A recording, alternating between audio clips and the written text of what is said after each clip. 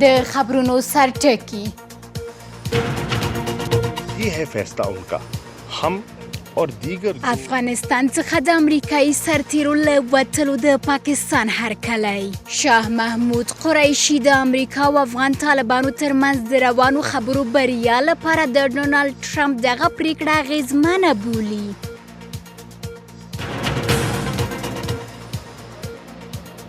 د تخار د عامه نظم پر قومندان برید شاه طاووس نن سهار د کندوز په خان آباد ولسوالۍ کې د طالبانو کمین سره مخ شوی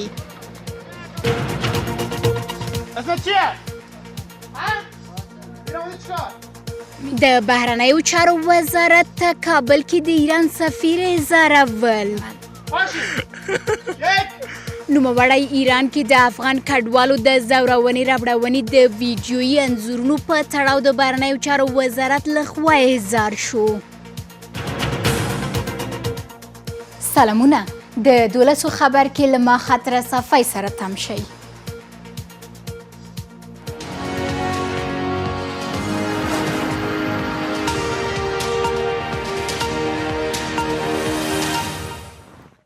اوس هم بشپړ خبرونه او شننې پاکستان له افغانستانه د امریکایي سرتیرو د نیمایي برخې د وتلو هرکلی کړی د پاکستان د بهرنیو چارو وزیر شاه محمود قریشي ویلي د امریکا او افغان طالبانو ترمنځ د روانو خبرو بریا لپاره د ډونالډ ټرمپ پریکړه به اغیزمنه وي د اسوسییټډ پریس د رپورټ پر بنسټ قریشي دغه راز ابوظبي کې طالب استازو او امریکایي پلاوي ترمنځ د سولې خبرو هرکلی کړی او ویلي چې هیواد یې د افغانستان سولې بهیر څخه ملاتړ ته دوام ورکوي نوموړي ویلي هیواد یې دغو خبرو ته د زمینې رامنځته کولو لپاره یو شمېر طالب بندیان یې خوشي کړي له دې سره د پاکستان د پوځ لوی درستیز د افغانستان دولت په مشرۍ د سولې له بهیره خپل ملاتړ اعلان کړ او ویلي دي هیله مند دی چې د سولې لپاره د افغانستان دولت کښل شوې نقشه دغه هیواد کې د تلپاتې سولې ټینګښت لامل شي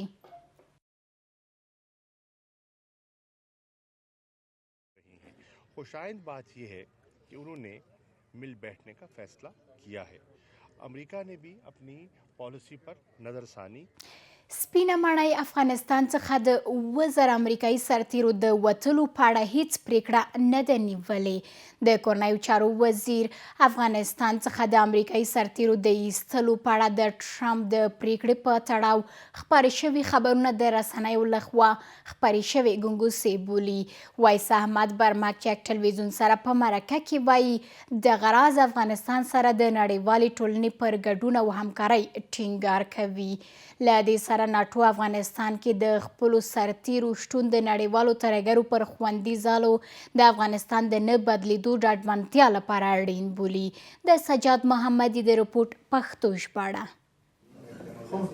له افغانستان نه د 2000 امریکایي سرتیرو د ایستلو په تړاو د ډونالډ ټرمپ وروستۍ پریکړه د نن افغانستان او بهر کې له زیاتو غبرګونونو سره مخ شوې ده خو دلته د کورنیو چارو وزیر یک تلویزیون ته په خبرو کې وایي له افغانستان د بهرنی ځواکونو ایستلو لپاره هیڅ پریکړه نه ده شوې در یک حد بحث‌ها همیشه میباشه خب فرضی‌ها را همیشه مطرح میکنن در کابینه‌های کشورهایی که مثلا با افغانستان سر کار داره اما به این چی نیست که به این معنا که حتما یک تصمیم گرفته شده تصمیم نیست یک شایعه است بنابراین ما به اساس معلوماتی که از همکارای بین‌المللی داریم ما فعلا در این حدی که است این رد میکنم سره له دې چې د کورنیو چارو وزیر د پولیسو د غښتلي کېدو خبره کوي خو د نړیوالې ټولنې د همکارۍ د دوام اړتیا ته هم اشاره کوي در این جای شک نیست که ما اگر بگوییم که ما بی‌نیاز هستیم تداوم کمک‌های مالی و کمک‌های تکنیکی جامعه بین‌المللی و کمک‌های نظامیشان افغانستان میتونه دیگه هم به طرف ثبات و بهبودی ببره این یک واقعیت است ما فکر میکنیم که شراکت ما و همکاری ما با دنیا با جامعه بین‌المللی بر ما هم بر زنا هم بر ما یک ضرورت است و ما نمیتونیم این ضرورت انکار کنیم یا کدمان کنیم ولسمشر د امریکا دغه پریکړې په غبرګون کې ویلي دا کار به د هیواد پر امنیتي وضعیت هیڅ اغیز ونه کړي د لویدیځو رسنیو د ریپورټونو پر بنسټ ټاکل شوې ده چې له افغانستانه د 2000 امریکایي سرتیرو د وتلو لړۍ د ټرمپ له امر سره سم په راتلونکو اونیو کې پیل شي. هیچ شک نیست که با خروج نیروهای نظامی ایالات متحده و ناتو کمک‌ها و حمایت‌های جهانی هم کاهش پیدا میکنه. این سر وضعیت آینده افغانستان تاثیر بسیار جدی منفی داره و قطعا ساختارهای سیاسی افغانستان یا ساختارهای موجود افغانستان تعدیل خواهد شد. له افغانستان نه د نیمایي امریکایي ځواکونو د ایستلو پریکړه د واشنګټن اروپایي ملګري هم اندېښمن کړي دي. ناټو وایي افغانستان کې د دغه سازمان ماموریت د دې لپاره چې ډاډ ترلاسه کړي دغه هیواد د ترهګرو پر پټنځای نه بدلیږي ډیر مهم دی. همداشان د هالند دفاع وزیر هم د ټرمپ دا پریکړه له وخته وړاندې او د حیرانتیا وړ بللې. کله چې د امریکا ولسمشر غوښتل له افغانستان نه امریکایي ځواکونه وباسي باید چې دا موضوع له ناتو سره شریکه کړې وای او دا باید چې د ټویټر له لارې نه اعلان شوی. وقتی که ما را در یک جنگ به اصطلاح نامعلوم اعلام میکنی، وقتی که تضمین از طرف پاکستان که وطن ما را 40 سال تکه تکه کرده نیست وجود نداره برای ملت افغان، وقتی که تضمین گرفته نمیتونی کجا میری؟ میگریزی؟ وقتی که میره ما فکر میکنم اون مسئولیت هایی که در قبال مردم افغانستان داشت به انجام نرسیده است. د امریکا د کنګر یو شمیر غړي هم د ټرمپ دا پریکړې اندېښمن کړي دي. د امریکا دفاع وزیر جیمز ماټیس لا وړاندې له سوریې نه د امریکایي ځواکونو د ایستلو په غبرګون کې له خپلې دندې استعفا کړې. د امریکا یو شمیر سناتورانو هم د افغانستان امنیتي وضع بده او ګواښونکې بللې. د تخار د عامه نظم قومندان شاه طاووس نن سهار د کندوز په خان آباد ولسوالۍ کې د طالبانو له کمین سره مخ شو. د تخار والي ویان جواد هجري یک تلویزیون ته وویل ښاغلی طاووس نن سهار له کندوز نه د تخار پر لور روان و چې په خان آباد ولسوالۍ کې له کمین سره مخ شو. د ښاغلي هجري په وینا دغه پیښه کې ښاغلی طاووس او 3 ساتونکي وژل شوي او 4 تنه نور ټپیان شوي دي. شاه طاووس تازه دغې دندې لپاره ګمارل شوی و. په دې تړاو د تخار والي ویان جواد هجري هم راسره دی. مننه ښاغلی هجري چې وخت مو راکړی. کیدای شي د پیښې د رامنځته کېدو څرنګوالي په اړه ووایئ. بسم الله الرحمن الرحیم. سلام عرض میکنم حضور شما و تمام بینندگان محترم تلویزیون یک. علیکم سلام. څنګه چې تاسو مخکې هم په مرکه کې موږ ته ویلي وو چې ښاغلی هجري طالبانو له کمین سره له مخکې کېدو پر مهال وژل شوی دی، البته په دغه ترڅ کې ساتونکي هم وژل شوي دي. کیدای شي ووایي چې څنګه دغه پیښه رامنځته شوی؟ متاسفانه ساعت 15:05 صبح امروز قماندان صاحب شاه طاووس قماندان کندک نظم عامه ولایت تخار که از استقامت ولایت قندوز به سمت ولایت تخار در حالت حرکت بودند، متاسفانه در مسیری را در استقامت ولسوالی خان آباد ولایت قندوز با کمین مخالفین مسلح حکومت مواجه میشن. در نتیجه خودشان همراه با یک سربازشان به شهادت میرسه و 2 نفر از سربازای کندک نظم عامه ولایت تخار در نتیجه کمین جراحت برمیبردارند. آیا مخکې له مخکې مو رپورټ نه درلود په دې تړاو او ترڅنګ یې دا چې خپله د یو ولایت د عامه نظم قومندان او ساتونکي له برید سره مخ کیږي او په پایله کې هم وژل کیږي، بس په دغه سیمه کې وضعیت څرنګه دی؟ معلومات لرئ؟ خوب اینا تقریبا ساعت 15:05 صبح بوده، یعنی خیلی ناوقت شب اینا حرکت کردن و یک هماهنگی خوبی هم اینجا برقرار نداشتن. از قبل هم فضای ناهماهنگی اونجا وجود داشت که اینا در جریان هم نبودن. من در آخرین مورد تماسی که با قماندان صاحب امنیه ولایت داشتم اونا گفتن که اینا از سفری که میخواستن به استقامت ولایت تخار برن مقامات امنیتی ولایت تخار هم در جریان قرار نداده بودند. د تخار والی ویان جواد هجري مننه. کابل کې د ایران سفیر د افغانستان بهرنیو چارو وزارت لخوا د ایران د پوځي ځواکونو له لوري دغه هیواد کې د افغان کډوالو د ځورونې راپړونې د ویډیویي انځورونو په تړاو دغه وزارت ته احضار کړ د بهرنیو چارو وزارت د یوې خبرپاڼې په ترڅ کې کابل کې سید حسیني سره د دغه ویډیو په تړاو خپله خواشیني ښودلې خبرپاڼه کې راغلي چې حسیني دغه راز دغه چلند د اسلامي او انساني اصولو خلاف بللی د ایران لخوا یې د دغې پیښې پر جدي څارنې ټینګار کړی د ایران پولیسو ځواکونه پخوا هم په کراتو افغان کډوالو سره پر تاوتریخواليزو کړنو تورن شوي د شمیرو له مخې اوس مهال څه باندې 1 میلیون افغان وګړي په ایران کې اوسیږي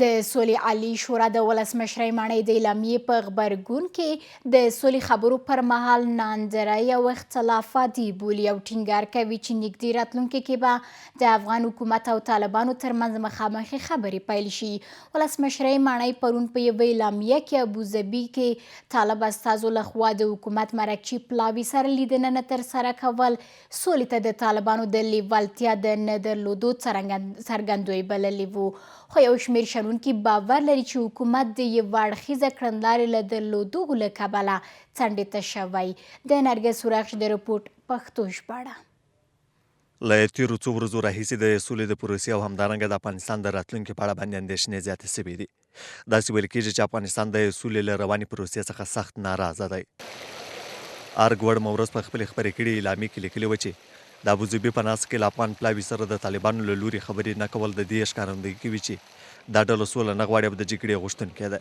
د افغان حکومت له لوري دا شکایتونه اوسني نه بلکې هغه وخت لا پیل شوي چې د دې پروسې د چټکولو په مخه باندې امریکا هڅې پیل کړې او یو ډول یې د دې پروسې مدیریت خپل کړ حکومت په دې خبرو کې اوس یو ډول څنډې ته کړل سوی ښکاري د سولې په اړه باندې د حکومت او سولې غوښتونکو بنسټونو ترمنځ د نظر بېلوالي هم اندېښنې زیاتې کړي دي دلته د ولسي جرګې مشر د سولې روانې پروسې کې د بېلابېلو خواوو څخه هڅې خطرناکې بولي او ټینګار کوي چې ټولې خواوې باید په ګډه باندې د سولې په مخه باندې رښتینې هڅې وکړي صلح نیاز اساسی مردم افغانستان است جزئی از پالیسی‌های افغانستان است که میشه که رئیس جمهور و رئیس اجرایی حکومت وحدت ملی به خاطر وفاق سیاسی یک دیدگاه مشترک در رابطه با صلح دست پیدا بکنیم با همه اعضاب جلسه عاجل خود روی دست بگیرن که نظریات واحد ما داشته باشیم خو د سولې عالي شورا بیا د مخالفتونو او شکایتونو د سولې روانې پروسې کې عادي چاره بولي پروسه صلح افغانستان فراز و نشیب داره مثبت ها و منفی های می داشته باشه اما در آخر من مطمئن هستم به زودی انشالله در چندین ماه بعدی مذاکرات صلح بین حکومت و طالبان آغاز میشه وقتی که آغاز شد بعد از او خبرهای خوش را مردم افغانستان پیش از او و بعد جریان او هم به خاطر آیندهشان می داشته باشه تر دې مهاله که څه هم افغان حکومت د سولې پروسې کې د افغانانو پر مشرۍ باندې ټینګار کړی خو له دې ټینګار سره سره د امریکا او نورو خارجي هیوادونو له هڅو څخه داسې ښکاري چې د سولې په روانو خبرو کې افغان حکومت او د سولې عالي شورا تر دې مهاله له طالبانو سره د خبرو لوری نه دی تر دې مهاله د مسکو له غونډې څخه نیولې د ابوظبي تر غونډې پورې د سولې هیڅ استازی له طالبانو سره پر خبرو کولو باندې نه دی توانېدلی در صورت ناتوانی و تعلل حکومت و رفتار سیاسی و انتخاباتی حکومت با بحث صلح یقینا متحدین خارجی افغانستان و طور مشخص جامعه جهانی دولت امریکا منتظر حکومت افغانستان نمیمانه و اونها اقدامات خود پیش میبره. گفتم که دولت افغانستان همین جرأت پیدا بکنه هم برای امریکا بگوه و هم برای جهان بگوه هم برای امریکا که امریکا حق نداره با طالب گپ بزنه وقتی که دشمنش هست او حق ندارد او را مجبور بسازه پاکستان و طالبه که با افغان ها گپ بزنه له دې ټولو سره سره یو شمېر امریکایي چارواکو ویلي چې راتلونکو څو میاشتو کې به افغانستان د جګړې او سولې په برخه کې د لویو بدلونونو شاهد وي طالبانو مخکې تر دې له افغان حکومت سره د خبرو اساسي شرط له افغانستان څخه د امریکایي ځواکونو وتل بللی و اوس د امریکا د جمهور رئیس د پریکړې پر اساس باندې له افغانستان څخه د 1000 امریکایي سرتیرو د وتلو له اوازې سره یو شمېر کسان په دې باوري شوي چې ممکن د دې امریکایي سرتیرو وتل د افغان حکومت او طالبانو ترمنځ د سولې د خبرو پیلامه سي راتلونکو څو شیبو کې راتلونکي کال کې د ترهګرو فعالیتونو زیاتوالي څخه مخنیوی. د ژمي موسم له پیلېدو سره د ترهګرو د ځپلو لپاره د پوځ عملیاتونو کې زیاتوالی راغلی. بیا هم ښه راغلی. د ژمي فصل له پیلېدو سره د امنیتي ځواکونو عملیاتونو کې زیاتوالی راغلی. د کورنیو چارو وزیر وایي اوس مهال په ټول هیواد کې پوځیان د ترهګرو پر ځپلو بوخت دي او دغو عملیاتونو کې ملي پولیس هم د پوځ تر څنګ شتون لري. له دې سره د ملي دفاع وزارت وایي چې هوایي او کمانډو ځواکونه ښه وضعیت کې دي او د ژمي فصل له پیلېدو سره راتلونکي کال کې د ترهګرو فعالیتونو زیاتوالی مخنیوي لپاره د پوځ عملیاتونو هم زیاتوالی موندلی. پوځي شنونکي هم د ژمي فصل د ترهګریزو فعالیتونو د لمنځه وړلو لپاره ښه فرصت بولي. دوی ټینګار کوي چې د ژمي په فصل کې د طالبانو تر کنټرول لاندې برخې دې محاصره شي. د راتلونکي کال په پسرلي کې د ترهګریزو بریدونو کمولو لپاره د ژمي ساړه موسم کې د افغان پوځیانو د عملیاتو سختېدل. د کورنیو چارو وزارت د هیواد یو شمېر برخو کې د ترهګرو ځپلو لپاره د پولیسو له چمتووالي خبر ورکوي.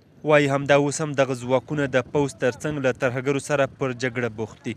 آمادگی ما خب مطابق هم برنامه‌ای که از قبل سرشکار شده پلانگذاری شده و خدا خواسته باشانه وزارت دفاع ما چون درس پلانگذاری عملیات هستند و پلیس ملی افغانستان با تمام نیروهایی که ما در اختیار داریم همیشه دوش نیروی دفاعی افغانستان به خاطر دفاع از وطن و به خاطر حفاظت مردم خود ان شاء الله همراهشان خواهد بودیم. ملي دفاع وزارت هم وایي د ژمي موسم کې به د پوځیانو عملیات لا هم پراخ شي.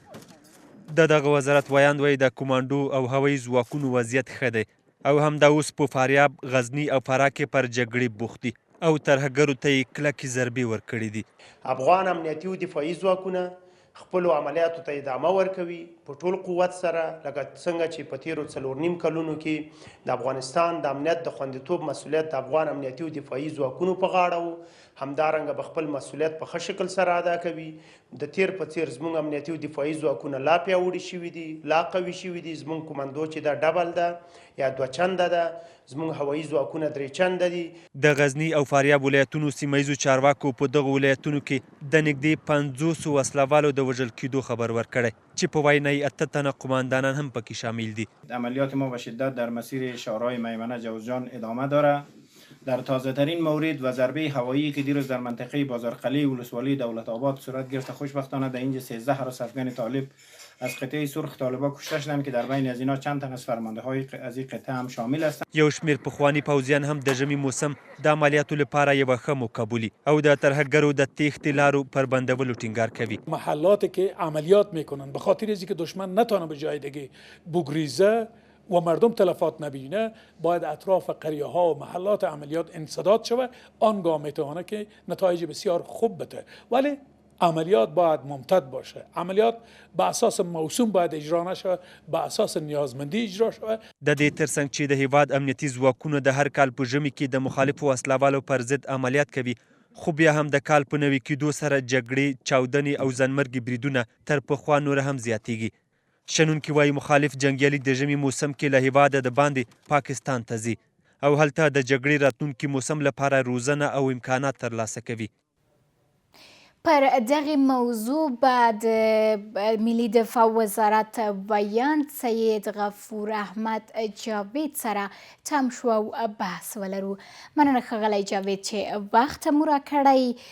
کیدای شي په دې تړاو ووایاست چې دغه عملیات مو څنګه او له کومو ځایونو پیل کړل؟ سلام تاسو د یک تلویزیون ټولو لیدونکو ته. همدارنګه اجازه راکړئ چې یو ځانګړی سلام د افغانستان امنیتي او دفاعي ځواکونو ټولو هغو منصوبینو ته چې همدا اوس یا د جګړې په ډګر کې دي یا په دغه د هیواد په مختلفو سیمو کې د هیواد د دفاع لپاره شپه ورځې په ځان یو کړي تر څو د دوی ولس افغانستان باثباته وي او ولس یې په ارام ویده شي. تاسو ته معلومه ده چې موږ پارلماني ټاکنې په ډېر بریالیتوب سره ترسره کړلې. هغه پلانونه چې د پارلماني ټاکنو د ولسي جرګې د ټاکنو د خرابوالي لپاره وه او هغه بدګمانیانې چې وي چې افغان امنیتي او دفاعي ځواکونه نشي کولی چې د ولسي جرګې ټاکنو امنیت خوندي کړي، ځکه د تیرو ټولو ټاکنو امنیت چې و د نړیوالو په مرسته خوندي شوی و. ولې خوشبختانه افغان امنیتي او دفاعي ځواکونه وتوانېدل چې د دې ټاکنو امنیت په ښه شکل خوندي کړي او هغه پلانونه چې د دښمن و هغه ټول شنډ کړي، افغان ملت او همدارنګه نړۍ ته وښیي چې ستاسې ځواکونه د باور وړ دي او تاسې پرې باور کولی شئ. د هغې نه وروسته دښمن یو څپه د بریدونو پیل کړله او چون په هغې پلان کې ناکام شو، نو غوښتل چې یو بل پلان داسې وړاندې کړي تر څو افغان امنیتي او دفاعي ځواکونه او افغانان تر چې فشار لاندې شنونکي بیا د سولې خبرو پیلېدو لپاره ځواک ښودنه بولي. شاید یا مثلا د سولې د پروسې ناکامېدل یا په دې کې د امتیاز اخیستل دا ټول مسایل شامل دي. ولې امنیتي او دفاعي ځواکونو په ټول قوت سره خپلو تهاجمي عملیاتو کې زیاتوالی راوستو. یوازې په تېرو 26 ورځو کې موږ وتوانېدلو چې د دوی تر 15 تنو پورې قومندانان، والیان چې ملامنان، بلال زدران چې د سرې قطعې قومندان و، همدارنګه پیر آغا، د دوی قاضیان چې په فاریاب کې بله ورځ په نښه شول، یا د دوی ولسوالان، د نظامي کمیسیون مسؤلین ملا اکرام د میوند ولسوالۍ لپاره د طالبان وسلوالو طالبانو نظامي مسؤل دا په نښه شول. دغه عملیاتو هدف څه و؟ یو دا چې د دوی سوق و اداري مرکزونه له منځه یوسي، بل دا چې د دوی رهبري او بل هغه ځای کې چې دوی پلان جوړوي هغه له منځه یوړل شي. او څلورمه مهمه مسله دا ده چې د دوی هغه مالي سرچینو باندې هم بریدونه وشول، تر څو مالي سرچینې د دوی چې دي هغه غیر قانوني کاروبار د نشه یي توکو کاروبار دی هغه هم له منځه یوړل شول. ولې په تېرو 2 میاشتو کې خوشبختانه موږ په دې کې ډېرې غټې لاسته راوړنې لرو او یو بله هممهاله د دې تر څنګ چې زموږ تهاجمي بریدونه زیات شول، زموږ د تعلیم او تربیې برخه هم ورسره ښه مخته لاړه. موږ وکولی شول چې د لومړي ځل لپاره د شپې له خوا نه د 9 الوتکو په واسطه باندې عملیات ترسره کړو، چې دا یو ډېره غټه لاسته راوړنه ده د افغانستان امنیتي او دفاعي ځواکونو لپاره، چې د همدغه لاسته راوړنو په نتیجه کې نن د ملي دفاع وزارت رهبري د ولسي جرګې د دفاعي او ځمکني بشپړتیا کمیسیون لخوا تقدیر هم شوله، همدارنګه ولسونو تقدیر کړلو. یعنی دغه ټول اهداف دغه و تر څو موږ وکولی شو هغه ځای کې چې دوی پلانګذاري کوي، هغه ځای کې چې د دوی مالي سرچینې دي، هغه ځای کې چې د دوی رهبري ده، هغه په نښه او له منځه یوسي. بله اندېښنه چې د خلکو په منځ کې شته هغه هم عملیاتو پر مهال ملکي مرګ ژوبلې رامنځته کېدو ویره هم شته او تر څنګ یې بیا موږ یو شمېر مواردو کې د امنیتي ځواکونو د عملیاتو پر مهال د امنیتي ځواکونو د مرګ ژوبلې شاهدان هم یو. په دې تړاو کومې کړنلارې او کوم میکانیزم تر لاس لاندې لرئ څو مخنیوی یې وشي؟ اول خو د افغانستان امنیتي او دفاعي ځواکونه ټول هغه مقررې، ټول هغه قوانین او طرزالعملونه په نظر کې نیسي چې د هغې کې د ملکي وګړو ژوند خوندي وي او په عملیاتو کې تلفات ورته وانه وړي. هغه دا چې کله چې یو سرتیری د ځانمرګي ته غېږه ورکوي، یو نه د موږ شهیدان یو د لسګونو سرتیر په جلال آباد کې، په کابل کې، په نورو ولایتو کې تاسو شهیدان یې د دې حوادثو. دا د دې لپاره غېږه ورکوي چې خپل ځان قرباني کړي، خپله وینه قرباني کړي، ولې خپل ولس وژغوري. ولې متاسفانه هر وخت وسلوال طالبان او نور تروریستي ګروپونه دوی د خلکو د کورونو نه، عامه ځایونو نه، مساجدو نه، تاسو شهیدان یې په مساجدو کې، تاسو شهیدان یې دوی په لوبغالو کې ځانمرګي وکړل، په مساجدو کې وکړل.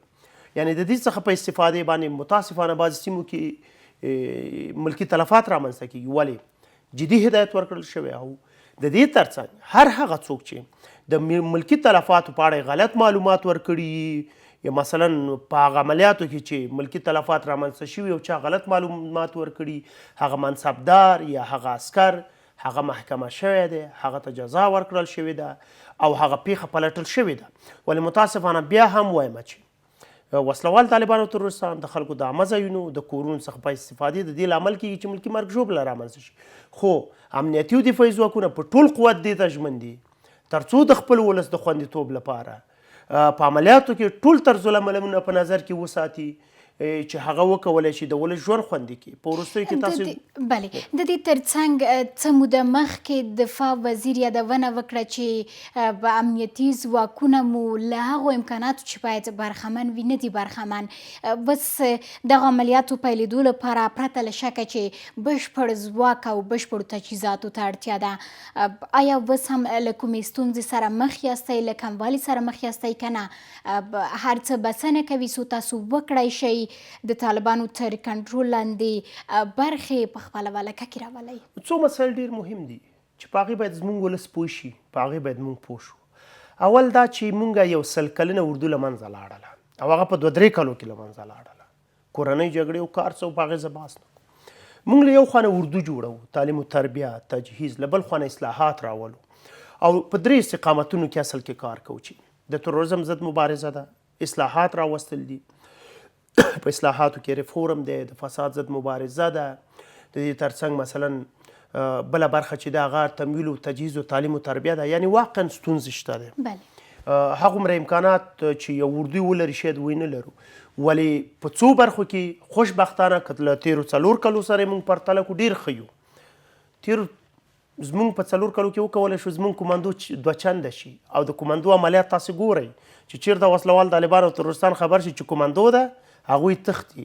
یا زموږ په 4 کاله وړاندې موږ هوایي ځواک بیخي نه لرلو، اوس د هغې د 3 چنده کېدولو لپاره کار روان دی د پلان مطابق. همدا پرون هم 4 MD الوتکې چې دي 530 دا موږ ترلاسه کړلې. یا د شپې عملیات لومړی ځل هوایي ځواک ترلاسه کوي. یعنی په ټول لحاظ که موږ ووایو اوس د یو ښه حالت نه برخورداره یو، د یو ښه مورال نه برخورداره یو، د پارلماني ټاکنو د امنیت خوندیتوب په یوازې ځان او راتلونکي ولسمشرۍ ټاکنو، همدارنګه اوس چې موږ کوم عملیات مدیریت کوو یو ښه حالت نه برخورداره یو او په دې کار روان دی تر څو تر 2040 پورې انشاءالله داسې یو اردو ولرو چې په سیمه کې ساری نه وي. د ملي دفاع وزارت ویاند سید غفور احمد جاوید له شنو مننه کوربه دان. راتلونکو څو نورو شیبو کې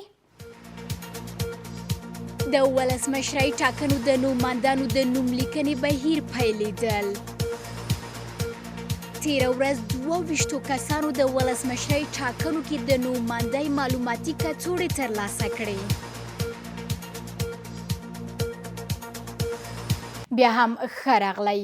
د ولسمشرۍ نوماندانو د نوملیکنې بهیر پیل شوی، خو د دغه بهیر په لومړۍ ورځ له هغوی څخه چې له دې مخکې ولسمشرۍ ټاکنو کې له نوماندۍ څخه خبر ورکړی هیڅ یوی هم نوملیکنه نه وه کړې.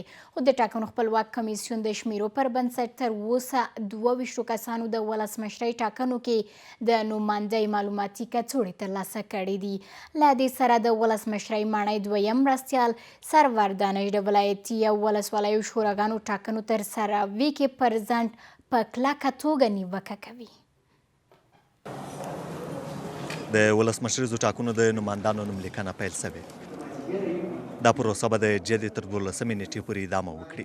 خو پرون د هغو کسانو له جملې څخه چې مخکې ولسمشریزو ټاکنو ته د کاندیدېدلو یادونه کړې وه، د هغو له جملې څخه هیڅ یوه هم نوملیکنه نه وه کړې. 12 روز دوام میکنه. اگر دیدیم که این روزها کفایت نمیکنه و شایقین ایزی که کاندید میشن این روزها تمدید هم شده میتونن. داسې ښکاري چې د ټاکنیزو ټیکټونو نه چمتووالی او د ولسمشریزو ټاکنو د نوماندانو شرایط د دې لامل شوي چې د ولسمشریزو ټاکنو د نوماندانو د نوملیکنې مخنیوی یې کړی دی. تا اکنون 22 تن به شمول آقای حنیف عطمر، رحمت الله نبیر، زلمه رسول، احمد ولی مسعود، انوارالله قحطی، نورالحق علومی و شمار شهروندان دیگه ما شهید احمد عبدالی تا اکنون بسته های معلوماتی انتخابات ریاست جمهوری را به دست آوردن. بلخوا بیا د ولسمشر دوهم مرستیال سرور دانش د ولایتي شورا او ولسوالیو شوراګانو ټاکنې نه ترسره کېدل او همدارنګه د پارلماني ټاکنو ځنډېدل د اساسي قانون نقض کول بولي. د ښاغلي دانش په وینا باندې له دې سره چې حکومت په دې برخه کې بشپړه مرسته کوله، خو د ټاکنو خپلواک کمیسیون د ولایتي شوراګانو او ولسوالیو شوراګانو د ټاکنو پر ترسره کولو باندې ونه توانېدی. اول خب معاون رئیس جمهور بیچاره صلاحیت نداره. اگر صلاحیت داشته باشه من خود امور مسئول مستقیم یعنی نقض قانون میدانم، به دلیل از اینکه اولین کاری که آقای دانش کرد برطرفی رئیس کمیسیون را طبق خلاف قانون و همچنین تعییناتی که در کمیسیون شده تمام موارد را یا آقای دانش اگر صلاحیت نداره از بالا برش دیکته شده او کرده مسئول است، اگر صلاحیت داره خود آقای دانش چرا در این مدت اصلاحات نورد که حالا در این موارد گپ میزنه. ټاکل شوې چې ولسمشریزې ټاکنې د راتلونکي کال د حمل په میاشت کې ترسره شي، خو دا لا تر اوسه معلومه نه ده چې د ولسمشریزو ټاکنو د نوماندانو د نوملیکنې د پروسې د ختمېدلو تر وخته پورې به څومره کسان ولسمشریزو ټاکنو ته د نوماندانو په توګه باندې نوملیکنه وکړي. میدان وردګو څخه ولسي جرګې ته یو شمېر نوماندان ادعا لري چې د ټاکنو خپلواک کمیسیون لومړنۍ پایله یې د تورو او سپینو رایو له جلا کولو پرته اعلان کړې. دغه معترض نوماندان خبرداری ورکوي که چیرې درغلي شوې رایې اصلي رایو څخه جلا نشي، د ټاکنو خپلواک کمیسیون ولایتي دفتر او دغه راز د کابل کندهار لویه لاره تړي. له دې سره تخار او کندهار کې هم یو شمېر نوماندانو چې د ټاکنو لومړنۍ پایلې نوملړ کې نوم نشته لریون کړی. تخار کې معترضینو د ټاکنیزو کمیسیونونو ولایتي دفترونه تړلي دي، خو د ټاکنیزو شکایتونو کمیسیون ټینګار کوي چې د معترضینو ټولو شکایتونو ته به رسیدنه وشي. له میدان وردګو نه کابل ته راغلي هغه نوماندان دي چې له دغه ولایت نه د ولسي جرګې ټاکنو لومړنۍ پایله کې نه دي بریالي شوي. دلته یې د ټاکنیزو شکایتونو کمیسیون مخې ته اعتراض کړی. وایي هغه کسان چې لومړنیو پایلو کې بریالي اعلان شوي درغلي کړې. د دوی په وینا هغه مرکزونه چې د ټاکنو سیمه ییز دفتر لخوا یې رایې باطلې اعلان شوي کمیسیون په پام کې نه دي نیولي. دوی خبرداری ورکوي چې که چیرې غوښتنو ته پام ونه شي د ټاکنو کمیسیونونو سیمه ییز دفترونه به وتړي. موږ غواړو چې کمیسیون د سم شکایت همو غږ واوري او همو انتخابات د ولایت میدان وردګو دوم پړاو ته بوزي، ځکه هلته 15% تقلب شوی دی اکثریت ولسوالی کې. اگر تا 2 روز آینده نتیجه ابطال حوزه متذکره از جانب کمیسیون اعلام نگردد، در آینده مایان دفاتر کمیسیون های انتخاباتی و شکایات در ولایت میدان وردک ضرورت نمیبینیم دروازه هایشان مسدود و اجازه دوام فعالیت در انتخابات آینده نخواهم داد. د دې په خوا کې په کندهار او تخار ولایتونو کې هم د یو شمېر معترضو نوماندانو پلویانو په اعتراض لاس پورې کړی. تخار کې اعتراض کوونکو د ټاکنیزو کمیسیونونو دفترونه تړلي. ما میخواهیم که رای ما مجددا ساید به ساید محل به محل حساب شود. ما نمیخواهیم که به عدالت ها سر ما حاکم باشه و ما حق خود را دفاع کنه نتونیم. تظاهرات ما برای یک روز نه برای همیشه ادامه داره. تا که حق مقدار نرسه ما ماندنش نیستیم. خو د شکایتونو کمیسیون وایي د استناف غوښتنې څېړنه لا هم دوام لري او ټولو شکایتونو ته به رسیدنه کوي. دغه کمیسیون د ټاکنو وروستۍ پایله کې د پراخ بدلون د امکان خبره هم کوي. بلخوا د ټاکنو څارونکي د ټاکنو کمیسیونونه د مدیریت له پلوه کمزوري بولي او ټینګار کوي چې د رای وروستۍ پایله کې باید دقت وشي. ما نتایج ابتدایی صرف نتایج ابتدایی است، به هیچ عنوان به معنای بازنده و برنده بودن نیست. اعلان نتایج نهایی انتخابات منوط و مشروط است به اینکه ما تمام شکایات و اعتراضات را رسیدگی کنیم، فیصله های نهایی خود صادر کنیم و نتیجه را بدیم به کمیسیون محترم انتخابات. تقریبا از 33 ولایت اسناد شواهد داشتیم، ارائه کردیم و در یک هماهنگی نزدیک با اونا کار میکنیم. امیدوار هستم که قبل از اینکه نتیجه نهایی اعلام شه و بتونن اینا روی صفحه اسیا تفکیک کنن و عدالت انتخاباتی تامین شه. دا شکایتونه په داسې حال کې پورته شوي چې لا هم د کابل په ګډون د ځینو ولایتونو د ټاکنو پایلې نه دی اعلان شوي. پرون ناوخته د ننګرهار ولایت د ولسي جرګې د ټاکنو لومړنۍ پایلې اعلان شوې. د ټاکنو خپلواک کمیسیون د پریکړې پر بنسټ د ولسي جرګې په ټاکنو کې لاندنیو کسانو تر نورو ډېرې رایې ترلاسه کړي دي. عبدالکریم کریمي، فریدون خان مومند، عبدالرؤف شپون، امیر محمد یار، میرویس یاسینی، حضرت علی، نبی الله باز، عبدالناصر مومند، ابرار الله مراد، ډاکټر لال محمد زرانی، اریان یون، لیلما ولی حکیمی، سیمه خوږیاڼی او ډیوان یازی.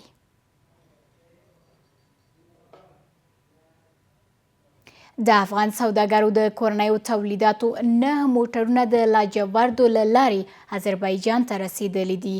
د سوداګرۍ خونې مسؤلین وایي چې د دې لارې کورني تولیدات د ایران او پاکستان تر لارو په اسانۍ سره اروپایي هیوادونو ته رسیږي. له دې سره دغه کورني تولیدات به له افغانستان څخه ترکمنستان، آذربایجان، ګرجستان او ترکیې ته وړل کیږي او بیا به له هغې لارې اروپا ته استول کیږي.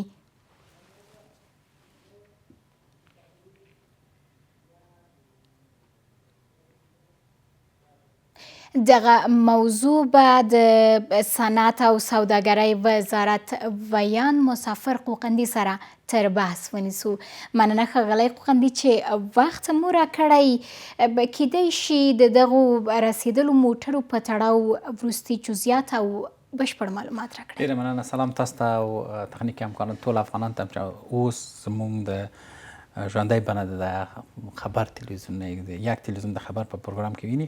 خوشبختانه شپې تقریبا 11 بجې به و چې ما ته یو څو تصویرونه او عکسونه رالیږل شوي چې موټرونه د کشتۍ د حال د وتل دی او آذربایجان ته رسیدلی دی. بیا زه ټولو رسنیو ته یې شریک کړی چې زموږ موټرونه اوس د آذربایجان خاورې ته رسیدلی دی. دغه آذربایجان ته ځي ګرجستان، تفلیسي ته، د تفلیسي نه بیا ځي ترکیې ته، چې دا زموږ مقصد د دې کالي چې لومړی ځل لپاره د په ترکیې کې دا تقریبا 180 ټنه د افغانستان صادراتي توکي دي. څو مهمه خبر په دې کې ده چې اوس زموږ صادرکوونکي او سوداګر آماده چې بله توکي د اورګاډي پټلۍ له لارې که د موټر له لارې وشي آماده دوی راولېږي تر ترکیې پورې، تر اروپا پورې، چې هغه د ټالک تیږې ده او بعضې نور شیان ده چې د افغانستان نه صادرېږي، خصوصا وچې او تازه میوې چې اروپا ته ښه بازار لري، او قرقل ده، ممیز ده، دا شیان آماده دي. انشاءالله زموږ تر اوسه پورې چې د ترکمنستان خاور نه لاره موټر ما کومه ستونزه مخامخ شوی نه دی. انشاءالله زه مطمئن یم چې د آذربایجان نه ګرجستان ته یا د ګرجستان د ترکیې ته هم رسیږي. دا لاره تقریبا 2500 تر 3000 کیلومتره اوږدوالی لري، او مهمه دا ده چې هم د کشتۍ له لارې نه ټول ظرفیت شته، هم د اورګاډي پټلۍ له لارې نه، هم د موټر له لارې نه هغه زیربنایي شیان شته، او هم دا یو مسئول او امنیتي لاره ده. تاسو چې زلمی ولسمشر تقریبا 10 ورځې مخکې چې په هرات کې ویل دا فقط د افغانستان و د صادراتو کالي لپاره مهمه او اغیزمنه نه ده. موږ لپاره مونږ کولی شو چې یو دروازه د جنوبي اسیا هیوادونو د دې لپاره چې ونښلول چې د منځنۍ اسیا ته او قفقاز او روسیه او اروپا ته مونږ کیږو. او بله خبره دا چې په دې لاره کې مونږ کولی شو چې هم د وخت سپما کیږي، هم پیسې سپما کیږي، چې تقریبا په هر کانتیننت کې هغه لومړنۍ بررسي شوې ده تر 1000 تر 2000 ډالره قیمت ارزانیږي. مهمه توکه او با کیفیت توکه زموږ مستهلک ته هم رسیږي. پرته له شکه چې لومړی سفر و د همدغه موټر و همدغه لیږدول شویو توکو چې پیل شو، البته ازمایشي او اوس نشي کولی چې ازمایشي وایي، نه دغه چې ترسره شو. ارزونې او موندنې مو څه دي؟ څو به کومو کړنلارو او کومو برخو کې لا کار کولو ته اړتیا ده او بدلون ته اړتیا ده، څو لا په اسانه او ښه دغه به صادرات ترسره شي؟ بله، تقریبا یو کال مخکې چې دا تړون لاسلیک شو 15 هیوادونو د بهرنیو چارو وزیرانو لخوا، په دې یو کال کې موږ څو ناستونه د مختلفو سطحو چې رئیس و، هغه تخنیکي کارمندان و، د ګمرکو، د ویزو، نه پوهېږم د ټولو دا ټولو ناسته شوي چې هغه کوچنی یو ستونزه باید پیدا نشي. اوس چې دا لومړنی توکي چې د دې لار نه تقریبا 10 ورځې یا 9 ورځې مخکې را روان شو، د دې لپاره و چې موږ هغه کوچنی ستونزه که تر اوسه پورې موږ هغه ته متوجه نه یو، او په دې یو کال کې د تخنیکي جلسې کې مطرح شوی باید هغه وموندل شي. تر اوسه پورې تقریبا د خزر یا د کسپیان بهیري نه چې تیر شو زموږ موټرونه او د ترکمنستان په خاوره کې کوم مهمه داسې ستونزه تر اوسه پورې پیدا شوې نه دی. انشاءالله زه مطمئن یم چې په دې دوه هیوادونو هم تیریږي، ځي ترکیې ته، هغلته زموږ بار تخلیه کیږي او خرڅول کیږي. خو اوس دې ته وخت ده چې ما تر اوسه پورې کومه ستونزه ده، کومه ستونزه نه ده. دا چې 15 هیوادونه ټول هغه زموږ توکي ورسېدل، بیا د هغه نه بیا که یو وارداتي شی چې موږ اړتیا لرو د ترکیې نه یا د کوم هیواد نه افغانستان ته ورسېدل، بیا وایي چې دا مشکل، دا ستونزه و او دغه د هوار لپاره موږ کار کوو. خو زموږ هدف او موخه دا ده چې هر ستونزه چې په دې کې وي، ټول هیوادونه دا 15 هیوادونه تعهد لري چې دا ستونزه هوارو، او دا انشاءالله دا لارې 15 کال 10 کال بعد یو لارې شي چې په منطقې کې بې نظیر وي. څنګه چې تاسو یادونه وکړه، او تر 15 یا 10 کلونو پورې به بېڅاره وي وادي افغانستان د دغې لارې له فعالیت سره. د دې ترڅنګ دا چې دغه لاره کې لومړنۍ توکي مو ورسېدلي و هېواد ته او ښایي نورو هېوادونو ته به هم په دغو راتلونکو څو نورو ورځو کې ورسېږي، ترڅنګ یې دا به د هېواد اقتصادي ځان بسیاینې یا خودکفایۍ لپاره څومره مهم رول ولري. البته تر راتلونکو 4 یا 15 کلونو پورې مو وړاندوینه څه ده؟ زه مطمئن یم چې خو اوس مخل د وخت نه ده چې مونږ هغه یو شی به تعیین وکړو، او زه مطمئن یم چې د دې لاره نه مونږ په کال کې لسونه میلیونه ډالر ممکن لسګونه میلیونه ډالر صادراتو لرو، او د ترانزیت نه د دې لارې نه چې د افغانستان بل هېوادونه د تیر چون مونږ هم او زمونږ ګاونډي هېوادونه هم ټول د هغه تیر سازمان غړیتوب لري. د دې لپاره دا مهمه لاره ده. او بله زمونږ هدف دا ده چې مونږ خپل صادرات ته یې وده ورکوو او خپل اقتصاد ته یې وده ورکوو او افغانستان په منځنۍ آسیا کې یو ترانزیتي هیواد بدلو او خپل هغه مجبوریت د یو دوه لار نه اوس مونږ نه د هغه نه هم زیات لارو باید پیدا کړو، د دې لپاره چې د هر کوم لار چې ستونزې نه وي، سهولت ډېر وي، د هغه لار نه ډېر استفاده کېږي. د همدې لپاره موږ د ټولو لارو نه استفاده کوو او غواړو چې په منطقه کې داسې یو هېواد وي چې ټولو سره یو شان سیاست لرو او یو شان پالیسي لرو. هغه زموږ پالیسي او یو شان سیاست دا ده چې مشترک و منافع پر اساس او منطقه‌ای همگرایی په اساس چې ټول منطقه اقتصاد یو بل سره نښلول کیږي او ټول هیوادونه د دې نه ګټه اخلي. به ډېر ښه ده چې له دغې لارې به صادرات او واردات ترسره شي. سوداګر څومره ورته هیله مند دي او تر ډېره هغوی د صادراتو غوښتونکي دي که د وارداتو؟ زمونږ هم هدف دا ده چې صادرات باید ډیر شي د دې لار نه، ولې چې مونږ هغه توکي صادروو چې تقریبا د زراعتي توکي د کال کې تقریبا نږدې 1 میلیون ټنه مونږ صادرات لرو، فقط د تازه وچو میوو د سبزیجات دا شیان چې مونږ لرو. خو زمونږ هدف دا ده چې اوس هم مونږ صادرات لرو، زمونږ صادرات اروپایي هیوادونو ته ورسیږي، هغه ارزش ډیر شي، ارزش افزایی شي. د دې لپاره چې که مونږ 1 کیلو یا 10 کیلو انګور یا مڼې دا شیان چې په منطقه کې خرڅوو دا ممکن $2 $15 وي، او زه مطمئن یا انار زه مطمئن چې دا په اروپایي هیوادونو بیا 10 چند 15 چند ډیریږي. د دې لپاره چې څومره بازار ډیر وي او څومره زموږ صادرات ډیر شي، دا زموږ د اقتصادي وده لپاره ډیر مهمه ده. او زموږ هدف هم دا ده چې خو بله مسله دا ده چې موږ خپل واردات ته موږ باندې مستهلک هم حق لري. موږ د مستهلکو قانون توشیح شوی د جناب ولسمشر لخوا هر کالی چې افغانستان ته واردېږي موږ فقط 2 هدف غواړو چې هغه تجار هغه ته متوجه شي. لومړی چې کیفیت ډیر وي، زموږ د مستهلک صحت موږ لپاره ډیر مهمه ده. دوم قیمت څومره چې ټیټ وي، ولې چې زموږ خلک لږ ذره د اقتصاد لپاره ضعیفه ده، د اقتصاد لخوا هغه لپاره چې کیفیت ښه او قیمت ټیټ وي، دا په افغانستان کې هم انشاءالله بازار شته او زموږ مسؤلیت چې زموږ مستهلک هم حمایت وکړو.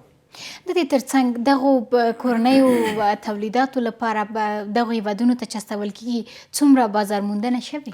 مونږ تقریبا حدودا یو 6 تر 8 میاشتې مخکې 21 تجارتي اتشهګانې نماینده تجارتي ټول هیوادونه د یو ډیر ښه پروسه او امتحاني ازموینې لخوا هغوی هلته لاره د هغوی اصلي هدف او موخه دا ده چې دا نه ده چې هغه هیواد نه څه شی وارد شي افغانستان ته. د دوی هدف دا ده چې د افغاني توکو لپاره بازار موندنه ده، چې هلته لاړ شي دوی بازار موندنه وکړي. او موږ چې د هوایي دهلیزونه لرو او موږ د دې لار نه استفاده کوو، انشاءالله د نږدې راتلونکي د ازبکستان له لار نه هم استفاده کوو. خو باید موږ هر هیواد کې بازار ولرو او هغوی یو ریسرچ وکړي چې په دغه هیوادونه چې زموږ توکي دي څه رقم په کوم کیفیت باندې باید برابر شي چې موږ هغه بسته‌بندي او معیاري سازي د افغانستان دننه وکړو او هغه بازارونو کې صادرات مو ډیر شي. دغه بسته‌بندي لپاره هم څومره کړنلارې په پام کې نیول شوي دي او آیا میکانیزم ورته رامنځته شوی؟ مونږ ښه یو هماهنګي د خصوصي سکتور سره او بله وزارتونو سره چې د مالیې وزارت ده او د مالدارۍ وزارت او آبیاري وزارت ده د هغوی سره یو ښه هماهنګي لري د دې لپاره چې زموږ تولید کې ډیریږي باید د هغه کیفیت هم ښه شي او کیفیت هم توجه شي. که اوس تاسو سره موږ غږیږو چې زموږ ټوکې خصوصا تازه میوې چې لندن ته رسېدلی دی ایټالیا ته رسېدلی دا خپله ښایي چې موږ د بسته‌بندي او معیاري سازي هم ښه لاسته راوړنه لرو خو دا هغه آخري قدم استپ نه ده باید ډیر کار شي چې ولې بازارونه ډیر دي او موږ باید د خپل هغه معیاري سازي لپاره کار ډیر وکړو خصوصا د خصوصي سکتور سره یو ځای چې زموږ تولیدات په نړۍ کې ښه خرڅ او ښه بازارونه ولري. د صنعت او سوداګرۍ وزارت ویان مسافر قوقندي شتونه مننه کوربه ده. راتلونکو وروستیو څو شیبو کې د بریټ مکګورک له استعفا سره هم مهاله ډونالډ ټرمپ سوریې څخه د خپلو ځواکونو د وتلو له پریکړې دفاع کړې.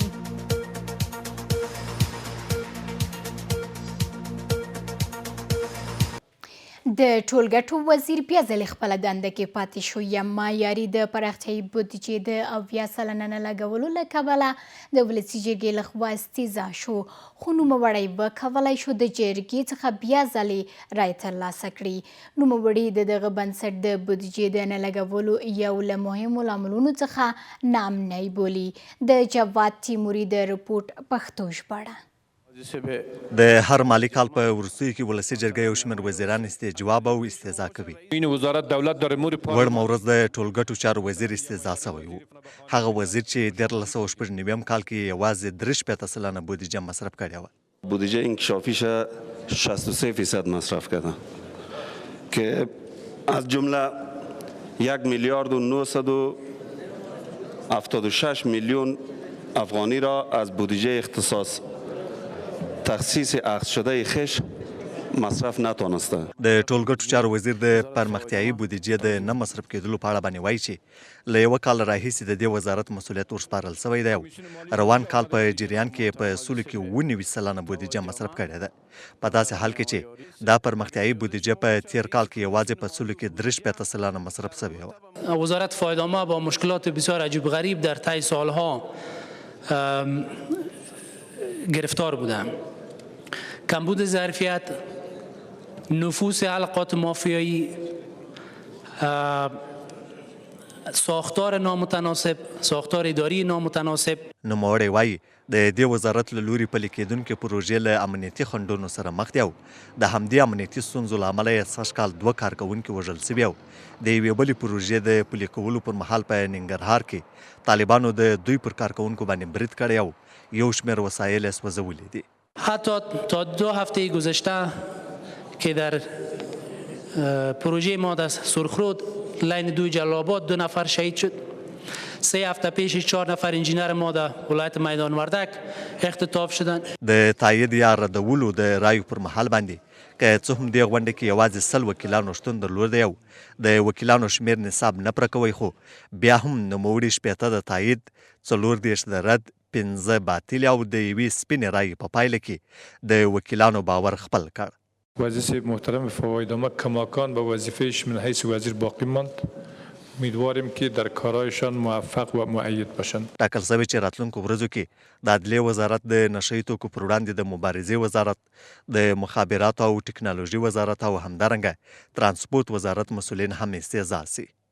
دا په داسې حال کې چې تر دې مهاله لا هم 10 وزارتونه د سرپرستانو له لوري اداره کیږي او ملي وحدت حکومت د خپلې دورې له بشپړولو سره لا هم نه دی توانېدلی چې د سرپرستۍ چاره پای ته ورسوي.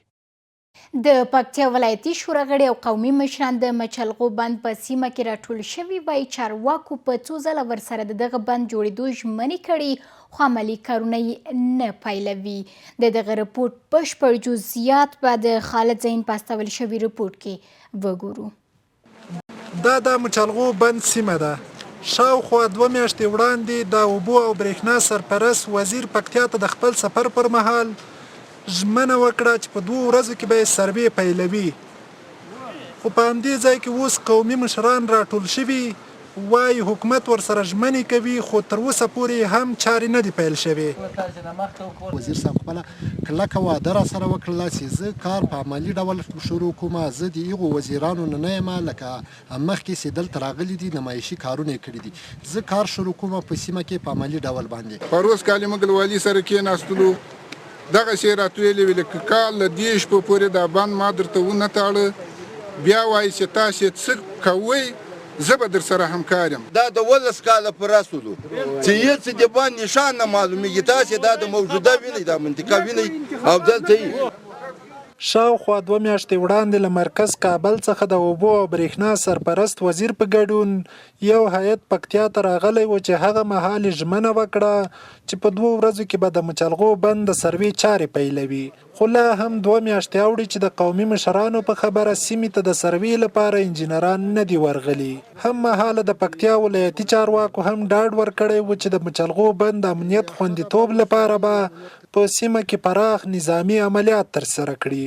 کار به ژر تر ژر شروع کوو که خدای غوښت سبا ته انشاءالله د قراردادي وعده کړې ده چې ماشینري بیرته عمل ته په کار اچوي او کار به شروع کوي. تر هغه چې هغه کار خلاصېږي ډیزاین به خلاصي او اصلي کمپني هم قرارداد کوو. مچلغو بند ته له نیکه مرغه همدا اوس کې تا تللي دي هلته عملیات هلته پیل سو او هغه ساحې خالي کړې ده. هغه ټولې پوستې ځای په ځای کېږي. د پوستو له ځای په ځای کېدلو سره په همدغو ورځو کې عملي کار شروع کېږي. پکتیا کې یو د مچلغو بند پروژه نه ده چې حکومت یې د جوړېدو ژمنې کوي بلکې د ګردیز زرمت سړک د شهداو او مامورینو ښارګوټی صنعتي پارک او امنیه قومنداني لپاره د نوې ودانۍ جوړېدل هغه پروژې وې چې ولسمشر یې خپله پرانیسته کړې وه خو د 9 میاشتو په تېرېدو یې هم عملي کارونه نه دي پیل شوي. او اوس هم په تلو کې د هیواد له بهره دا چې سوریې څخه د امریکا د پوځي ځواکونو د وتلو امر په اعتراض کې د داعش ماتې لپاره نړیوال ائتلاف کې د امریکا د ولسمشر د ځانګړي استازي برټ مکګورک له استعفا سره هم مهاله ډانلډ ټرمپ یو ځل بیا له خپلې دغې پریکړې دفاع کړې. ټاکل شوی و برټ مکګورک خپلې دندې څخه ګوښه شي خو د ټرمپ د وروستۍ پریکړې له کبله مخکې ګوښه شو. خبرنامه په همدې ځای پای ته ورسېدل. له ملتیا مو نړۍ مننه. تل پاتې دې وي هېواد مې.